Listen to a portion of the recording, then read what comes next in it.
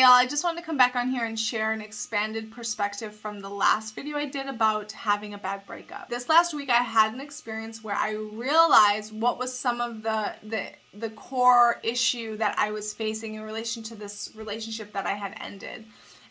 Because like a lot of relationships I've existed within in my life, I might end a relationship but still have like this point of grieving or like longing or like desire for what it was or the ideal I had for it, you know? So this relationship that I ended, I had big visions with that relationship. I invested 13 years of my life with that relationship, and it's like you have a very particular way of being in this relationship, and to end that and to let that go, there has to be a grieving process.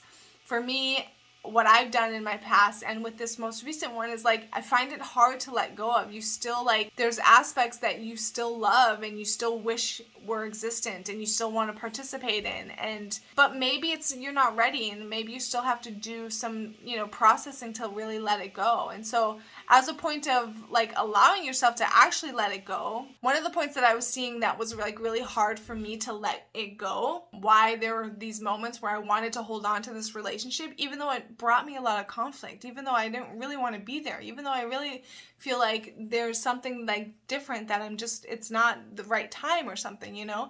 It's like realizing, oh, actually one of the points that I was facing was that I have regret that who I was in that relationship wasn't my best self. And I'm mad. Initially I was mad at them for once I started coming into and showing my real self and opening up and being more real with myself, and so them feeling rejected and feeling like I wasn't accepted and feeling like, you know, they didn't accept me and basically pushed me out, and that's how I experienced it. I know that that's not the case, but that's how I experienced it. And so the regret that I feel is that I didn't show them the real me, and it's too late now because I'm not there anymore, and I feel like I'm the most real me I've ever been. And so it's like that point of like wanting them to see me differently. So that even goes into a whole point of like how we still define ourselves according to what we think other people think about us, you know, which ultimately the goal is like it shouldn't matter. Regardless, it shouldn't matter what anyone thinks of you. You have to stand alone in yourself. But anyways, I just want to share this point.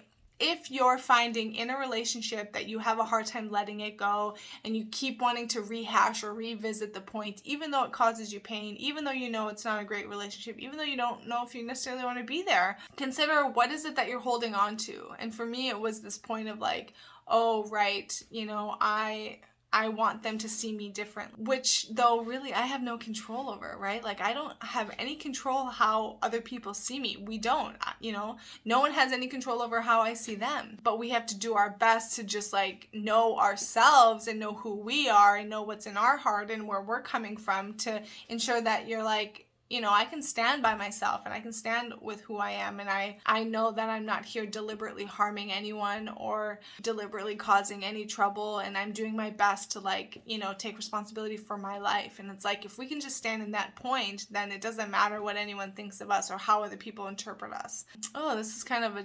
mismatch of just all sorts of points coming together here, but I just wanted to share that because it was pretty eye-opening for me this last week, and seeing like, oh wow, I still have like regret for myself for who I was, you know, and not liking who I was. And I've had this too with other relationships where it's like you look back and it's like, I wish I was different. I wish, you know, I could be who I am now then, you know, and it's like you can't.